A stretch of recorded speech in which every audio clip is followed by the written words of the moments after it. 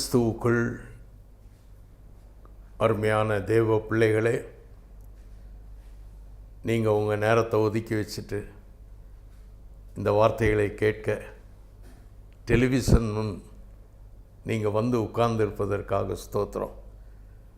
அநேகருக்கு இது கிடைக்கல, அநேகருக்கு இது தெரியாது. ஆனால் கர்த்தர் உங்களுக்கு இந்த வாய்ப்பை கொடுத்துருக்கார்.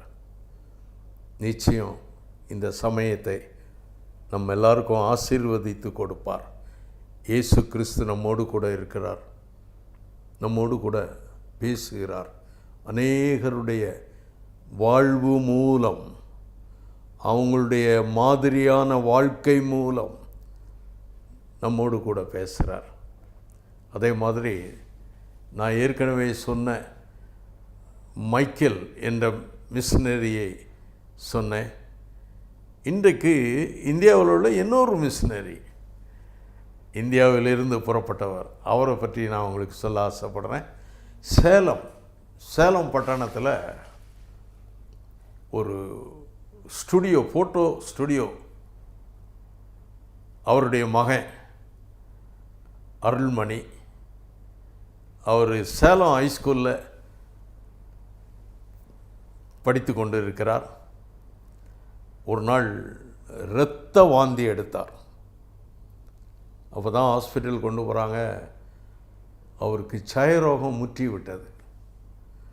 வாந்தின்னா ஒரு பெரிய வாளி நிறைய இரத்தம் கொட்டுற மாதிரி கொட்டுவார். இரத்த வாந்தி.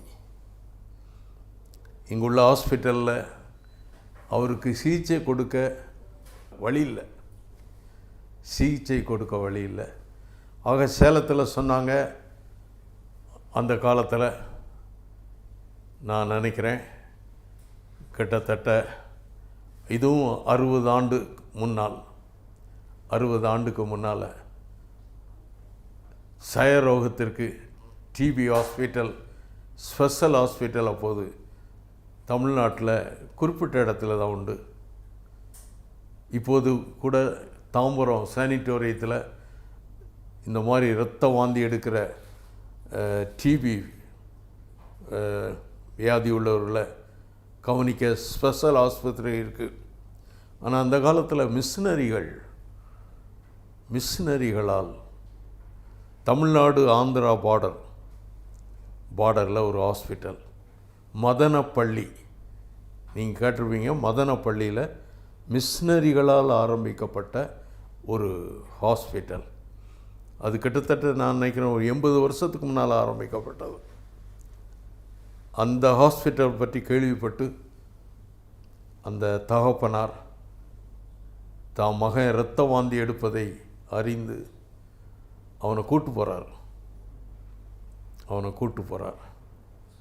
அருமையானவர்களே, அவங்க ஹிந்துஸ். அவனை கூட்டு போகிறார். அந்த மதனப்பள்ளியில் அட்மிட் ஆகிறார். ஏற்கனவே டாக்டர் சொல்லிட்டாங்க, இதெல்லாம் 2 நாள் 3 நாளில் சுகமாகக்கூடிய வியாதி கிடையாது. ஏதோ காய்ச்சல் வந்தது, மண்டடி வந்தது, ஊசி போட்டோம், காய்ச்சல் இப்போ சரியாயிட்டு வீட்டுக்கு போகலான்னு அப்படி அனுப்ப முடியாது. அவருடைய நுரையீரல் எல்லாம் 2மே பாதிக்கப்பட்டு, அதனால தான் இரத்த வாந்தி எடுக்கிறான், இரத்தமாக கக்குறான். இந்த வயசுலேயே அவனுக்கு இந்த வியாதி. சில மாதங்கள், சில வருஷங்கள் அவன் எங்கே தங்க வேண்டியிருக்கும். ஏதோ கடவுளுடைய கிருபையினால் பெட்டு ரெடியாக இருக்குது. மறுபடியும் பெட்டெல்லாம் ஃபுல்லாகிரும். கீழே படுத்துட்டு பெட்டு கிடைக்கும்போது தான் கட்டிலுக்கு வர முடியும். இப்போ அவனுக்கு கட்டில் இருக்குது. அவனை அட்மிட் பண்ணாங்க. ஒரு சில மாதங்கள் தகப்பனார் போய் பார்ப்பார் மகனை. அது மிஷினரியால் நடத்தப்படுகின்ற ஒரு மிஷினரி ஹாஸ்பிட்டல். அதுக்கு பிறகு மாதம் போய் பார்க்க வழி கிடையாது. மதனப்பள்ளி ஆந்திராக்களில் இருக்குது, சேலம் இங்கே இருக்குது. அப்படியே கொஞ்சம் மறந்துட்டாங்க. அப்படி ஒரு பையன் இருந்தாங்கிறத கூட மறந்துட்டாங்க. அந்த ஹாஸ்பிட்டல்லே இருந்தான், வருடக்கணக்கில் இருந்தான். சிகிச்சை கொடுத்துட்டே இருக்கு. டெய்லி துப்பணும். அந்த எச்சில் டெஸ்ட் பண்ணுவாங்க. காலையில் அந்த எச்சில் எடுப்பதற்கு அவன் இருமி துப்ப சொல்லுவாங்க. அதை டெஸ்ட்டுக்கு போகும். எந்த அளவுக்கு சயரோகம் இருக்குங்கிறத கண்டுபிடிப்பாங்க. இன்னும் கொடுக்குற மருந்து ஹீல் ஆகுதா அதை கண்டுபிடிப்பாங்க. மருந்தை மாற்றுவாங்க. இதெல்லாம் அங்கே நடந்துகிட்ருக்கு. இவனோ நம்பிக்கை இழந்தவனாக, அவனுக்கு இயேசுவை தெரியாது, நம்பிக்கை இழந்தவனாக கட்டில் படுத்திருக்கிறான். வயசு கிட்டத்தட்ட 13 வயசு தான் இருக்கும். 13 வயசு சிறுவன் அந்த மதனப்பள்ளி ஹாஸ்பிட்டலில் நம்பிக்கை இழந்து படுத்திருக்கான். அந்த மிஷன் ஹாஸ்பிட்டலில் ஒரு வெளிநாட்டு மிஷினரி வர்றார். அந்த வியாதியில் கிடக்கிற மக்களுக்கு அவர் ஒரு நாளைக்கு 2 முறை செய்தி கொடுக்கிறார். ஒவ்வொரு பெட்டாக வந்து ஜெபிக்கிறார். ஒரு வெளிநாட்டு மிஷினரி. அப்போது செய்தியில் சொல்லுகிறார், 13 வயசு பையன் இயேசுவை பற்றி கேள்விப்படுறார், இயேசுவை அறிகிறார், ஏசப்பாவை அறிகிறார்.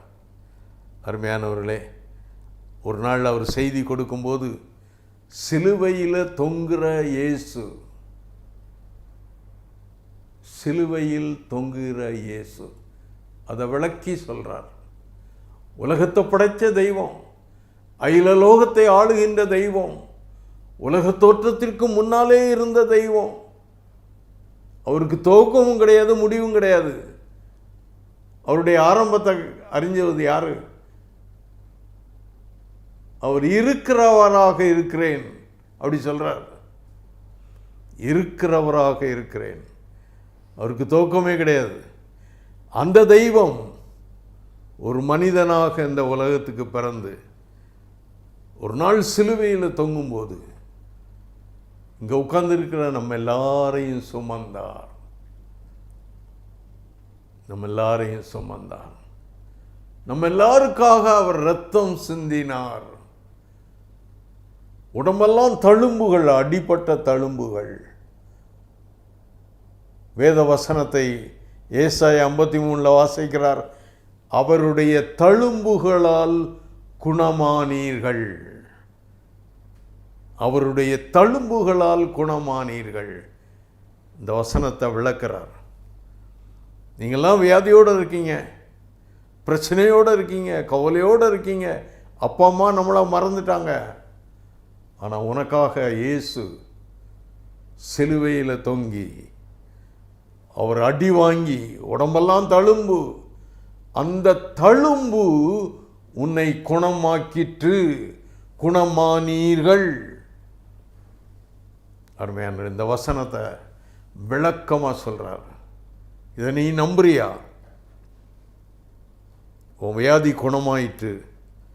அந்த தழும்பு, இயேசுவின் சிலுவை காட்சிய, சிலுவையில் அவர் பட்ட பாடை நீ நம்பி அவர் என்ன குணமாக்கிட்டாரு, அதை நம்பினால் நீ குணமாவாய், குணமாவாய். இந்த செய்தி கொடுக்கிறாரு இந்த 13 வயசு அருள்மணிக்கு.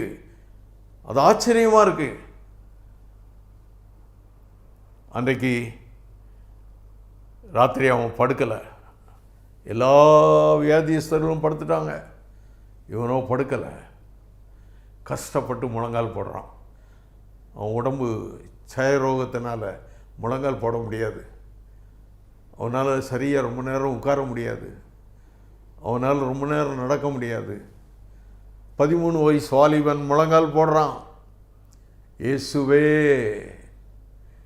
என்ன நீர் சுமந்தீர், உம்முடைய தழும்புகள் என்னை குணமாக்கிற்று, நீங்கள் குணமானீர்கள் என்ற அந்த பிரசங்கியார் சொன்னார். குணமானீர்கள். அருமையானவர்களே, அவன் படுக்கலை. நீர் என்னை குணமாக்கலைன்னா நான் அப்படியே செத்து போகிறேன், அப்படியே செத்து போகிறேன். இந்த உலகத்தில் எனக்கு வேறு எந்த நம்பிக்கையில், அப்பா அம்மா மறந்துட்டாங்க, உலகமே என்னை மறந்துட்டு, எனக்கு இப்போது ஒரே நம்பிக்கை இயேசு. நீர் என்ன குணமாக்கிட்டீர், குணமானீர்கள். இந்த பைபிள் வசனத்தை அப்படியே காட்டி எனக்கு பேசினார். இதை நம்புகிறேன். நான் குணமானதான் எழும்பி படுப்பேன். பிடிவாதமாக அப்படியே 3 மணி நேரம் ஆயிட்டு அப்படியே நிற்கிறாரு, முழங்காலே நின்றுட்டுருக்காரு. 13 வயசு பையன். நடுராத்திரி 1 மணிக்கு லைட்லாம் ஆஃப் பண்ணிட்டாங்க. வெளியே உள்ள லைட் தான். ஹாஸ்பிட்டல் அந்த காமன் ஹால், தனி ரூம் கிடையாது. கிட்டத்தட்ட 20 பேர் படுத்திருக்கிற ஒரு பெரிய காமன் ஹால். 20 வியாதியஸ்தர்கள் படுத்திருக்காங்க. எல்லாருக்கும் டிவி, இருமல் சத்தம். எல்லாரும் படுத்து தூங்கிட்டு இருக்காங்க. அவனும் முழங்காலில் இருக்கான். நடுராத்திரி 1 மணிக்கு அந்த இருட்டுக்குள்ள ஒரு கை அவருடைய முதுகை அப்படியே அமுக்கணமாக இருந்திருக்கு. முதுகை அப்படியே ப்ரெஸ் பண்ணியிருக்கு. பண்ண உடனே யாருன்னு சொல்லி அப்படி திரும்பி பார்த்துருக்கான். யாரும் இல்லை. கை தன்னை அமுக்கிச்சத யாரு இங்கே பார்த்துருக்கான். அவனை அறியாமலே ஓடுறான். அவன் ஓடவே முடியாது. ஓடி இந்த கதை 4 டோர் உண்டு, 4 பக்கமும். இந்த டோரை திறந்து அங்கே வெளியே லைட் எரியுது. சுற்றி பார்க்குறான், யாரும் இல்லை. இந்த டோர் பக்கத்தில் தேடுறான், இந்த டோர் வந்து தேடுறான், இந்த பக்கம் உள்ள டோர் வந்து சுற்றி பார்க்குறான். அந்த கேம்பஸ் அப்படி சுற்றி வர்றான், ஓடி வர்றான். என்னால் ஓட முடியுது. ஏசப்பா என்ன தொட்டுட்டாரு. அவன் ஆண்டவரை துதிக்கிறான். உம்முடைய தழும்புகள் என்னை குணமாக்கிட்டு, குணமானீர்கள். துதிக்கிறான். அவனால் கண்ட்ரோல் பண்ண முடியல. ஆண்டவரை துதிக்கிறான். அப்படியே கட்டில் படுத்துட்டான், தூங்கிட்டான். அடுத்த நாள் காலையில் அந்த டெஸ்ட்டுக்கு எச்சில் துப்பணும். அந்த டெஸ்ட்டுக்கு வருது. எல்லாரும் துப்புறாங்க, இவனும் துப்புறான். டெஸ்ட்டுக்கு போய் டெஸ்ட் ரிப்போர்ட் வருது. அவனுக்கு சயரோகமே கிடையாது, முழுவதும் குணமாயிட்டு. அவன் நல்ல நார்மல் சரீரம், லங்ஸ் எல்லாம் சரியாயிட்டு. அந்த ரிப்போர்ட் வருது. டாக்டருக்கு ஒரே குழப்பம். திருப்பியும் அவரை டெஸ்ட் பண்ணுறான். எச்சில் துப்ப சொல்கிறாங்க, டெஸ்ட்டுக்கு அனுப்புகிறாங்க. அங்கேயே ஹாஸ்பிட்டல்லே டெஸ்ட் பண்ணுறாங்க. திடகார்த்தமான வாலிபனுடைய சரீரம். அவன் லங்ஸ்லாம் நீட்டாக இருக்குது, நல்ல ஆரோக்கியமாக இருக்குது. திருப்பி அந்த நாளில் மட்டும் நிறைய தடவை டெஸ்ட் பண்ணுறான். அடுத்த நாள் டெஸ்ட் பண்ணுறாங்க. டாக்டருக்கு ஒரே குழப்பம். நீ வீட்டுக்கு போக முடியாது, சில மாதம் இருக்கணும், தொடர்ந்து நாங்கள் டெஸ்ட் பண்ணணும். சில மாதங்கள் இருக்கான், அந்த வருஷம் முழுதும் இருக்க சொல்கிறாங்க. உன்னை நாங்கள் நல்லா டெஸ்ட் பண்ணோம். எப்படி குணமாச்சுது? அவன் சொல்கிறான், இயேசுவின் தழும்புகள் என்னை குணமாக்கிட்டு. அவனை 1 வருஷம் அந்த ஹாஸ்பிட்டலே வச்சு டெஸ்ட்டுக்கு மேலே டெஸ்ட் பண்ணுறாங்க. அந்த 1 வருஷமும் ஒரு பைபிள் வாங்குகிறான், சின்ன பைபிளாக வாங்குகிறான். அவன் நல்லா ஆங்கிலம் படிப்பான். அவங்க அப்பா அவனுக்கு ஆங்கிலம் கற்றுக் கொடுத்துருந்தார். ஒரு ஆங்கில பைபிள், சின்ன பைபிள். அது எப்பவும் நம்ம அரைக்கால்ச்சிட்ட அந்த பேண்ட் பைக்கில் வச்சுருப்பான். அந்த முழு வருஷமும் ஒவ்வொரு பெட்டுக்கும் போய் இயேசுவை நம்பு, அவர் உன்னை குணமாக்குவார். ஒவ்வொரு பெட்டுக்கும் போய் சுவிசேஷம் சொல்லுவான். அவனை டெஸ்ட் பண்ணுற அந்த வருஷம் முழுவதும் அங்கே ஹாஸ்பிட்டலுக்கு வர்றவங்க போகிறவங்க, பெற்றோர்கள், பிள்ளைகள், அவன் அட்மிட்டாக இருக்கவங்க எல்லாருக்கும் சுவிசேஷத்தை சொன்னான். அநேகர் ஆண்டவரை ஏற்றுக்கொண்டாங்க. ஆந்திர பிரதேசத்திலிருந்து இவனை மாதிரி ஒரு 12 வயசு பிள்ளை, அவளுக்கும் சொன்னான். அவள் சினிமா துறையில் டான்ஸ் குரூப்பில், சின்ன பிள்ளைங்க டான்ஸ் குரூப்பில் அவள் இருந்தவா. அவள் சயரோகம் இந்த மதனப்பள்ளி ஹாஸ்பிட்டலில் அட்மிட் ஆகிருக்கா. அங்கே அவங்க அப்பா அம்மா மறந்துட்டாங்க, இப்படி ஒரு பிள்ளை இருந்துங்கிறதே மறந்துட்டாங்க, வந்து பார்க்கவே இல்லை. அவங்க அப்பா இவங்களை இந்த பிள்ளையை மறந்தே போயிட்டாங்க, வந்து பார்க்கவே இல்லை. அந்த ஹாஸ்பிட்டலில் கிட்டத்தட்ட அவளுக்கு ஒரு 8 வயசில் அட்மிட் ஆகியிருக்காங்க. 4 வருஷமாக அவங்க அப்பா அம்மா வரல, சொந்தக்காரங்க வரல. அந்த ஹாஸ்பிட்டலில் படுத்திருக்கா. நம்பிக்கை இல்லாமல் நான் இங்கேயே செத்து போயிடுவேன்னு சொல்லி படுத்திருக்கா. அவளுக்கு சொல்கிறா, தான் சாட்சியை சொல்கிறார். அவளும் அதே மாதிரி இயேசுவை நம்புகிறா, அதே மாதிரி குணமாகிறாள். அவளையும் டெஸ்ட் பண்ணுறாங்க. அவள் நல்ல ஆரோக்கிய சரீரமாயிட்டா. 2 பேரும் ரட்சிக்கப்பட்டாங்க. 1 வருஷம் 2 பேரும் கூடி ஜெபம் பண்ணாங்க. சின்ன இளம் வாலிபர்கள். 1 வருஷம் கழித்து டிஸ்சார்ஜ் ஆகும்போது அந்த ஹாஸ்பிட்டலில் உள்ள எல்லாருக்கும் சத்தியத்தை சொன்னவர்கள். அவங்க சொந்த ஊர் எப்படி போகணுங்கிறதெல்லாம் இவங்களுக்கு மறந்துட்டு, போனால் ஏற்றுக்கிடுவாங்களான்னு அவங்களுக்கு தெரியல. 2 பேருமே ஒரு பைபிள் காலேஜ் போனாங்க, ஹைஸ்கூல் படித்து முடித்தாங்க, வேதாகமும் படிக்க ஆரம்பித்தாங்க. தன்னுடைய சாட்சியை திரும்ப திரும்ப சொல்கிறாங்க எல்லாருக்கும். இயேசுவை பிரசங்கம் பண்ண ஆரம்பிச்சிட்டாங்க 2 பேரும். ஹாஸ்பிட்டலில் பெங்காரப்பேட்டில் ஒரு வேதாகம கல்லூரி இருக்குது, அங்கே தான் படித்தாங்க. அங்கே படித்து பட்டங்கள் பெற்றாங்க. மிஷினரிகளுடைய உதவியினால் பட்டங்கள் பெற்றாங்க. பட்டம் பெற்று முடிஞ்ச உடனே இப்போது திடகார்த்தமான வாலிபர்கள், சத்தியத்தை சொல்வதற்கு தான் வாழ்க்கையை ஆண்டவருக்காக உடைத்து ஊற்றியவர்கள். இப்போ பாருங்கள், அப்போது அங்கே பெங்காரப்பேட்டா அந்த வேதாகம கலாசாலையில், இந்த பைபிள் காலேஜில் VBS என்ற ஒன்றை அமைக்கிறாங்க. பீசா மன்னாச்சி தான் அதுக்கு பொறுப்பு. ஒரு சேலத்து பையன் மதனப்பள்ளியில் ஆண்டரை அறிகிறான், அற்புதம் நடக்குது. பெங்காரப்பேட்டையில் பைபிள் படித்து இப்போது கிராஜுவேட்டாக ஒரு இளைஞனா வெளியே வர்றான். அந்த பெண்ணும், அது ஒரு முஸ்லீம் பெண், அந்த பெண்ணும் இயேசுவை ஏற்றுக்கொண்டு அவளும் வெளியே வர்றா. 2 பேருமே VBS ஸ்தாபனத்தில் வேலை செய்கிறாங்க. அந்த VBS துவக்க காலம். அந்த VBS இயக்கத்துக்கு ஒரு ஊழியக்காரனாக அவங்க 2 பேரும் வேலை செய்கிறாங்க. அவங்களுக்கு மேஜராகி 2 பேரும் பெரியவரானார்கள்.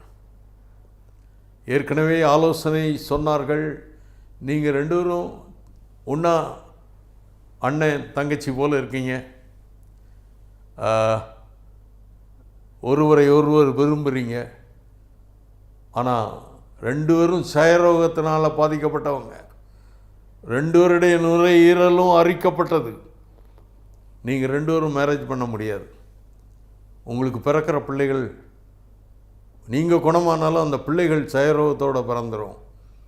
நிறைய பேர் சொல்கிறாங்க. ஆனால் 2 பேருமே திருமணம் செய்கிறாங்க. அவர் என்கிட்ட சொன்னார், திருமணம் முடிஞ்சு அவருடைய திருமணம் சேலத்தில் நடக்குது.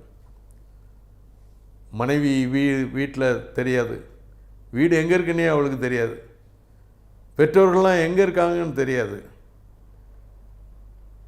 அவளுக்கு திருமணம் ஆகுது.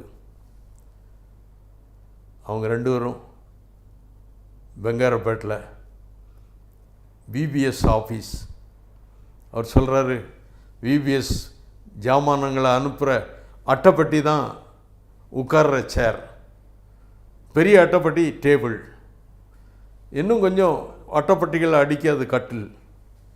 இப்படி தான் அவங்க ஊழிய ஆரம்பத்தை செய்தார்கள்.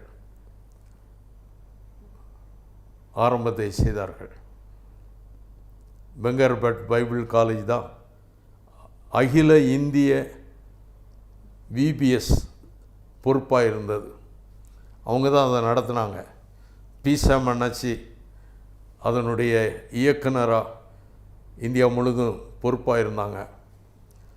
அருள்மணி அண்ணன் அங்கே விபிஎஸ்ஸில் இருந்தார். அப்போது தான் நான் ஒரு கிறிஸ்தவ ஓவியனாக, ஒரு காலத்தில் என்னை பற்றி உங்களுக்கு தெரியும், நிறைய இந்து சாமி படங்களை கேலண்டருக்கு வரைகிற ஒரு கமர்ஷியல் ஆர்டிஸ்டாக சிவகாசியில் இருந்தவன். நான் ஆண்டவரை ஏற்றுக்கொண்ட பிறகு விக்கிரகங்களை வரைய மாட்டேன்னு சொல்லி ஆண்டவரோடு உடன்படிக்கை பண்ணி கிறிஸ்தவ படங்கள், கிறிஸ்தவ ஊழியத்திற்கு தேவையான படங்களை வரைய ஆரம்பித்தேன். இதை கேள்விப்பட்டு அவர் என்னை சந்திக்க வந்தார். அருள்மணி அண்ணாச்சி என்னை சந்திக்க வந்தார். எனக்கு நாங்கள் ரெண்டு பேரும் ஒருவர் பழகினோம். ஒரே அறையில் தங்கியிருந்தோம். பல நாட்கள் ஊழியத்தில் ஒன்றா இருந்தோம்.